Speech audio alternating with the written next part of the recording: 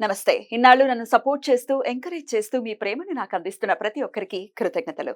అలాగే ఈ వీడియో కూడా ఖచ్చితంగా మీకు ఉపయోగపడుతుంది. లైక్, షేర్ అండ్ సబ్స్క్రైబ్ చేసి మీ సపోర్ట్‌ని నాకు అందించండి. అలాగే ఈ వీడియో పట్ల మీకున్న అభిప్రాయాన్ని కామెంట్ సెక్షన్‌లో కామెంట్ చేసి తెలియజేయండి. ఇప్పుడు వీడియోని చూద్దాం.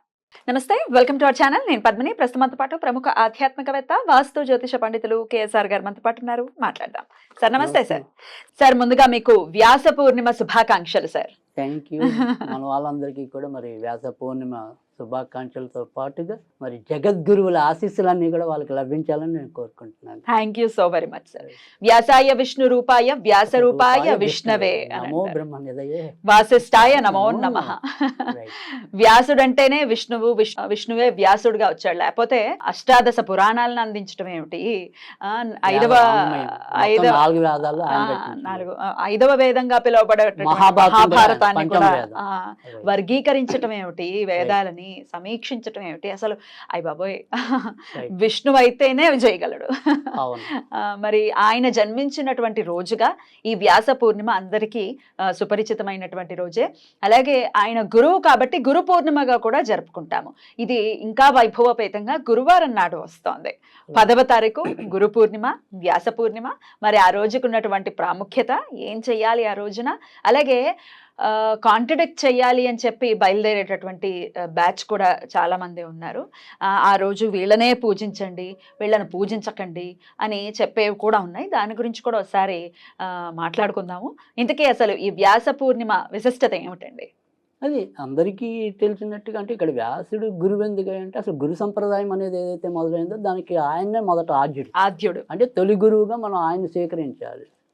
సో కనుక గురు సంప్రదాయం అనేది ఏదైతే ఉందో మరి దాన్ని ఆ రకంగా కొనసాగించడం అనేది ఉంది. కనుక ఈరోజు మనం ఎవరైనా సరే గురువుల్ని, మనకి ఎవరు గురువు అనుకుంటే వాళ్ళని ఎంతో కొంత వాళ్ళ దర్శనం చేసుకోవడం, వాళ్ళ ఆశీస్సులు పొందడం, అసలు ఇది మనకి చెప్పిన సంప్రదాయం. అంటే ఇప్పుడు మనతో పాటు ఉన్నవాళ్ళు మనకి ఇప్పుడు ఉన్నారు, మీకు ఎవరైనా సరే మీకు పలానా వ్యక్తిని నేను గురువుగా భావిస్తాను, ఏదైనా సబ్జెక్ట్ నేర్పించారు మీకు, గురువేగా. అందుకే కబీర్ దాస్ అంటాడు ఒక సందర్భంలో, ఒకేసారి గోవిందుడు మనకి గురువు ఎదురు పడితే ముందుగా నువ్వు ఎవరికి నమస్కరిస్తావు అంటే కనుక నేను గురువుకే నమస్కరిస్తాను, ఎందుకంటే ఆ గోవిందుడు ఉన్నాడని చెప్పిందే గురువు కదా. అప్పుడు దేవుడి కంటే కూడా గొప్ప గురువు. అంతేగా మరి ఇప్పుడు మనకి వేదాల్లో కానీ ఏదైనా సరే ఇవన్నీ చెప్పాడంటే వ్యాసుడు చెప్పాడు. వ్యాసుడు ఎవరు అనుకుంటున్నాం, మనకి వ్యాసుడు తెలిస్తేనే శ్రీకృష్ణుడు తెలిసాడు, వ్యాసుడు వల్లే మనకి వీళ్ళు తెలిసారు. సో అందుకని మనం వ్యాసుడికి ముందు దండం పెట్టకుండా వీళ్ళకి ఎలా దండం పెడతాం? కరెక్ట్, కృతజ్ఞహీనులు అవుతాం కదా.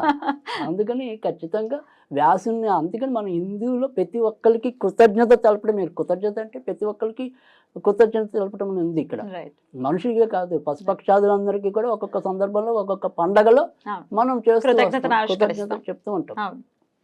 అంతకైతే మీరు కొద్ది నెలల కింద చేశారు ఏరువాక పూర్ణిమ, అది కూడా మరి రైతులు మరి భూమికి కృతజ్ఞతాపూర్వకంగా పూజ చేయడమేగా. తర్వాత మరి ఆ రకంగా ఉంటుంది. అంతకుముందు ఏదైతే మన ఇది తొలి ఏకాదశి నాడు కొంతమంది గోపూజ చేస్తారు, పద్మవ్రతం అని చెప్పి, గోసేవ రెండు ఉంటాయి అప్పుడు. సో ఇలా మనం ప్రతి చోట కూడా అవకాశం వచ్చినప్పుడల్లా వాళ్ళకి మనం కృతజ్ఞతలు తెలియజేస్తాం. మీ భాషలో మీకు థ్యాంక్స్ అంటారు, మేము అచ్చ తెలుగులో ఉదయపూర్వక కృతజ్ఞతలు అంటాం. కనుక కృతజ్ఞతలు చెల్లించడం అనేది ఖచ్చితంగా అవసరం.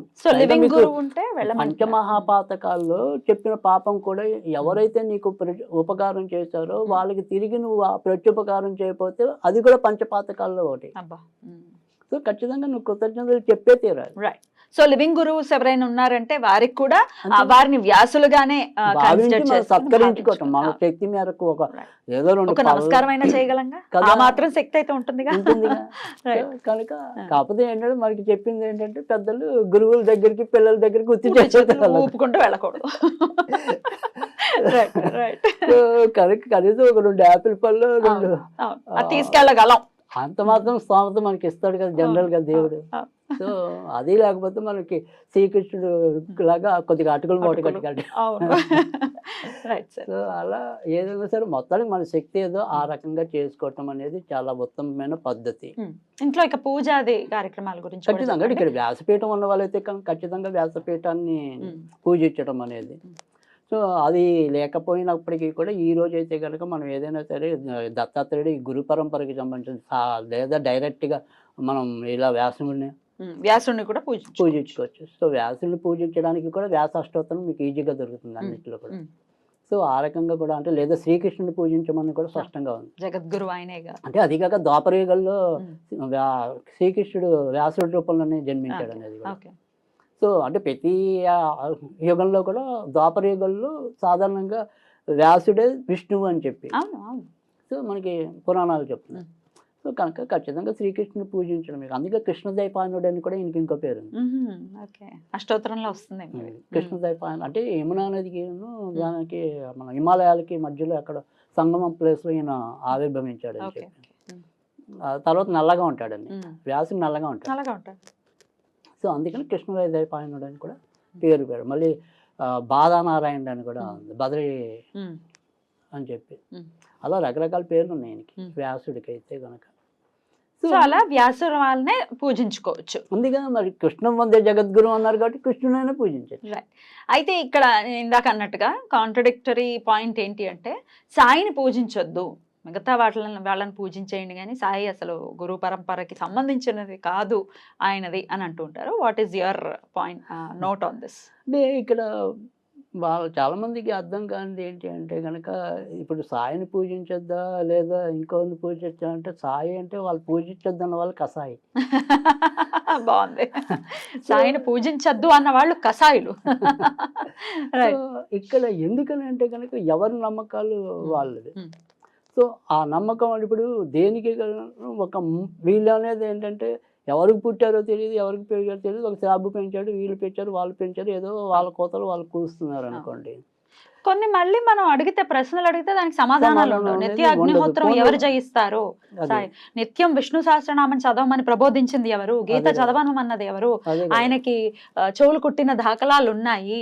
ఇవన్నీ ఎవరు చెప్తున్నారంటే దానికి ఏం ఆన్సర్లు ఉండవు కదా. సో అలా చాలా మనకి జవాబు లేనివి బోలని ఉన్నాయి మన దాంట్లో. సో ఆ జవాబు కోసం మీరు అన్వేషించకుండా పైకి స్థూలంగా ఏది కనపడితే దాన్నే పట్టుకుని మీరేదో అంటే దానివల్ల ఉపయోగం లేదు. సో దానివల్ల మనకు ఏం జరుగుతుంది? వాళ్ళకు ఉపయోగం లేకపోవడం ఒక పాయింట్ సార్. ఇంకా జనాల మైండ్ అన్ని పొల్యూట్ చేసేస్తున్నారు, అది కదా ప్రాబ్లం ఇక్కడ. అంతే నేనుగా చెప్తున్నా. మీరు పొల్యూషన్ అంటే ఎంత పొల్యూట్ అయిందంటే ఇది మీకు ఒక రాబోయే తరం ఏదైతే ఉంటుందో, ముఖ్యంగా చిన్న తరం ఏదైతే ఉందో, ఇప్పుడు యావరేజ్గా చెప్పాలంటే కనుక ఒక 18 నుంచి 35 ఏళ్ళ మధ్య ఉన్నారనుకోండి, వాళ్ళ మీద దీని ప్రభావం అనేది ఎక్కువ ఉంటుంది. సో మనం ఆ మధ్య నా పంచాంగం మీకు రోజు వస్తుంది తెలుసు కదా, దానికి నేను సాయిబాబా బొమ్మ గురువారం నాడు పెడితే వెంటనే ఆయన నాకు ఇచ్చాడు ఇలాగా, మనకి హిందువుల్లో బోల్ మంది దేవుళ్ళు ఉండగా మీకు సాయిబాబానే దొరికాడా అని. ఉచిత సలహాలు ఇచ్చేవాళ్ళు ఉన్నారు, అడిగేవాళ్ళు ఉన్నారు. నన్ను అడుగుతారు ఫోటోలు ఏమన్నా నా దేవుడు ఫోటోలు పెడుతుంటే మీరు అది తీసేయండి. విచిత్రమైన అసలు మనం ఎందుకు ఇంత ఇలా అయిపోతున్నాం, ఇంత కుత్సితంగా ఎందుకు అయిపోతున్నాం అంటే, ఒక పెద్ద గ్రూపులో నేను ఉండేవాడిని. ఈ పంచాంగంలో ఎప్పుడో రంజాన్కి చాలా ఏళ్ళ కింద, ఒక 4-5 ఏళ్ళ కింద రంజాన్ కిందకి నేను ఏమంటే మసీదు లాంటిది స్టిక్కర్ ఒకటి పెట్టాను, వాళ్ళ ఎంబ్లం ఏదైతే ఉంటుందో లోగో లాంటిది. దెబ్బకి నన్ను దాంట్లో నుంచి రిమూవ్ చేశారు. వాళ్ళ దాంట్లో మన బొమ్మలు ఎప్పుడైనా మీరు చూసారా? మన దాంట్లో వాళ్ళ బొమ్మ ఎందుకు పెట్టారు అని. అంటే మనం ఎందుకు అంత విషతుల్యం అవుతున్నాము అనేది నాకు అర్థం అవట్లేదు. హేట్ ని పెంచుకోవద్దు అంటున్నారు. కరెక్ట్. ఇప్పుడు నా మతం నాకు గొప్పదో నేను కాదు, నాకు తెలుసు నా మతం ఎంత గొప్పదో నాకు తెలుసు. అంత మాత్రం నన్ను ఇప్పుడు నన్ను అవతల వాళ్ళు పాటు చేయనంత వరకు, అవతల వాళ్ళు నన్ను ప్రలోభపట్టినంత వరకు నాకెందుకు వాళ్ళ మీద ద్వేషం ఉండాలి? నాకు నన్నేం బలవంతంగా వాళ్ళు ఏం లాగలేదు. సో నేను ఇప్పుడు నాకు మంచి మంచి ఫ్రెండ్స్ ఉన్నారు, ఇటు ఈ ముస్లిమ్స్లోనే ఉన్నారు, క్రిస్టియన్స్లోనే ఉన్నారు. ఇప్పుడు వాళ్ళని నేను వదిలేయాలా లేదా సందు చూసి కొట్టేసి హేట్ అనేది పెరుగుతోంది చాలా. అది వద్దు అంటున్నా నేను, అది మంచిది కాదు, సమాజానికి మంచిది కాదు. సో సాయి మీకు ఇప్పుడు ఇదే కొన్నేళ్ల కిందట ఆయన వల్ల అనేక మంది మాకు ఉద్యోగాలు వచ్చాయని భావించిన వాళ్ళు ఉన్నారు. నాకు ఏమంటారు బదిలీలు కాకపోతే సాయిబాబాకి ఇన్ని వారాలు మొక్కుకుని బదిలీలు తెచ్చుకున్న వాళ్ళు ఉన్నారు. సంతానం లేదనుకున్న వాళ్ళు సంతానం పుట్టారు. మరి అప్పుడు దేవుడు అయ్యాడు కదా. సో దేవుడు అంటే రూపం నువ్వు చూసావా? చూడలేదు కదా. ఇప్పుడు రాముడు ఎలా ఉంటాడు? రాముడికి మీసాలు లేవని బొమ్మలు ఎట్టావు అంటే మనం దేవుళ్ళందరికీ, హిందూ దేవుళ్ళందరికీ కూడా మీసాలు ఉండవు. అవును కదా, మీసాలు ఉన్నాయో లేవో వాళ్ళకేం తెలుసు. అదే కదా. సో అది కనుక మనం ఒక ఊహ, రాముడు అంటే ఆజానుభావుడు నల్లగా ఉన్నారు అని చెప్పారు కాబట్టి దాన్ని మనం వర్ణించుకున్నాం, ఆ రకంగా చిత్రాలు అనేది పెట్టుకున్నాం. సో రేపు ఎప్పుడో నాకు బుద్ధి పుట్టి నేను రాముడికి మీసం పెట్టాను, రాముడికి అన్యాయం చేసినట్టు ఎలా అవుతుంది? సో మీసం జోడించానేమో కానీ గుణం అయితే ఆయన ఉన్నదే చెప్పాను కదా. సో అందుకని ఇక్కడ అలాంటివన్నీ నిజంగా చెప్పాలి అంటే కనుక వీళ్ళందరూ కూడా ప్రత్యక్ష ఉద్యమాల్లోకి రమ్మనండి వీళ్ళని. ఏముండవు, యూట్యూబ్లో రమ్మని వీధికి ఒక మనం సాయిబాబా గుండెని పడగొడదామంటే ఇంట తలుపులేసి కూర్చుంటాం. అవును పైకి ఇక్కడ ఏంటంటే దండగమారి కదా, పైసా ఖర్చు లేదు, ప్రగల్భాలు ఉంటాయి, పైగా మనలాంటి వాళ్ళకి ఉచిత సలహాలు ఇస్తారు. సో కోతి కొబ్బరి చెప్ప దొరికినట్టు వీళ్ళకి యూట్యూబ్ ఛానల్ అనేది ఒకటి దొరికింది. అదే కదా, ఇద్దరు కమెంట్లు పెట్టడం, అలా ఛానల్ ఓపెన్ చేసేసి ఇష్టం వచ్చినట్టు వాగడం. అదే వాళ్ళకి అర్థం కావట్లేదు, యూట్యూబ్ అంటే నువ్వు గొట్టం, అలాంటి వాళ్ళు గొట్టారు. సో అది అలాంటివి అదేమంటారు కదా, ఏమి గెలిపింటే కుక్కలు అనేక మురుగుతూ ఉంటాయి అని చెప్పి. సో మురిగే కుక్కను మొరగనివ్వండి, వాటికి అదే అది గట్టిగా తొండ వేస్తే ఎక్కడికి వెళ్తాయి కదా. సో అందుకని మొరగనివ్వండి అంతే. అయితే మీకు నచ్చినటువంటి గురువుని, మీరు ఇన్నాళ్ళు కొలుచుకున్నటువంటి గురువుని ఖచ్చితంగా కొలుచుకోవచ్చు నిరభ్యంతరంగా. అసలు కొలవాలనే కొలవాలి. ఇప్పుడు మనకి నా గురువు నేను ఎవరో నాకు తెలుసు, ఒకవేళ నాకు గురువే లేదంటే నేను వేరే ఎవరినో పెట్టుకుంటాను. ఇప్పుడు మనుషులే పెట్టుకోవాలని లేదుగా, కలియుగంలో మంచి గురువు కావటమే పెద్ద దుర్లభం అని అనేక మంది చెప్పారు. సో నాకు శివుడు అనుకుంటే నేను శివుడుగా అనుకుంటాను, బాబా అనుకుంటే బాబానే అనుకుంటాను. నా నమ్మకాలతో మీకండి పని. సో నాకు ఇష్టమైనది నా మనసు మీకు బహిర్గతం చేస్తే మీకు తెలుస్తుంది.